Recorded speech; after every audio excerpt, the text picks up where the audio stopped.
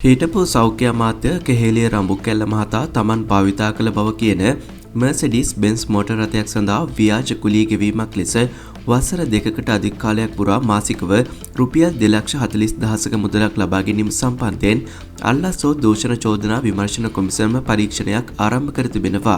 ඔහු සෞඛ්‍ය අමාත්‍ය ධූරය දැරූ සමයේ මෙම අක්‍රමිකතාවයේ සිදු කර ඇති බවටයි චෝදනා එල්ලවන්නේ. මෙම කුලිය ලබා ගැනීම සඳහා සෞඛ්‍ය අමාත්‍යාංශය වෙත ඉදිරිපත් කර ඇති ලේඛනවල සඳහන් ලියාපදිංචි අංකය කිර්ලුපන ප්‍රදේශයේ මොටර් රථ අලි විනියෝජිත ආයතනයක ප්‍රදර්ශනය කර තිබූ වෙනත් වාහනයකට ඈත් එකක් බව විමර්ශන මගින් අනාවරණය වී තිබෙනවා.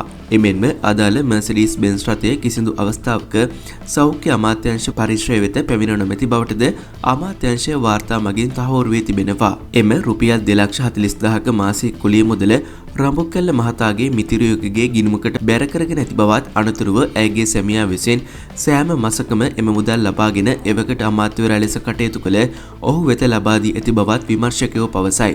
මෙම මොටර් රථ කුලිය සම්බන්ධයෙන් චෝදනාවට අමතරව හිටපු අමාත්‍යවරයා කොළඹ මහාධිකරණයේ හමුවේ තවත් බරපතල නඩු දෙකකට මුහුණ දෙමින් සිටිනවා. ඉන් පළමු නඩුව රාජ්‍ය රෝහල් වෙත ප්‍රමිතියෙන් තොර ව්‍යාජ ඉමිනෝග්ලොබියුලින් ඖෂධ කුප්පි සැපයීමට කුමන්ත්‍රණය කිරීම සහ එමගින් රුපියල් මිලියන 144.4ක රජයේ මුදලක් සාවද්‍ය ලෙස පරිහරණය කිරීම සම්බන්ධයෙනුයි. එම අපරාධයට ආධාර අනුබල දීමේ චෝදනාවද ඔහුට එල්ල වී තිබෙනවා. මෙම සිදුවීම සම්බන්ධයෙන් රඹුක්කැල්ල මහතා ඇතුළු විත්තිකරුවන් 11 දෙනෙකුට එරෙහිව ත්‍රිපොත්ගල මහාධිකරණ විනිසුරු මඩුල්ලක් ඉදිරියේ චෝදනා 13ක් යටතේ අධිචෝදනා ගොනු කර තිබෙනවා. අධිකරණයේ පෙනී සිටින ලෙස දන්වමින් ඔවුන් වෙත ලබන සතියේ සිතාසි නිකුත් කිරීමට නියමිතව ඇත. එක් විත්තිකරුවෙකු හැර මෙම නඩුවේ සෙසු සියලු දෙනා මේ වන විට අප මත මුදා හැර තිබෙනවා.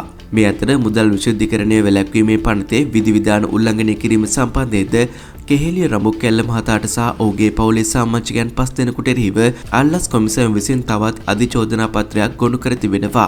එහි ඔවුන්ට එරෙහිව චෝදනා 43ක් ඇතුළත් කර තිබෙන බවටයි වාර්තා වන්නේ. මේ අතර බොරැල්ල ඇල්විටිගල මාවතේ පිහිටි හිටපු අමාත්‍යවරයෙකු වන නිවල් සිරිපාද සිල්වා මහතාගේ දෙමහල් නිවසේ සවිකර තිබූ විදුලි සෝපානයක සිරවීමෙන් 28 වන දින සවස් කාලයේදී එහි සේවය කළ ගෘහ සේවිකාවක් මරණයට පත් වුණා.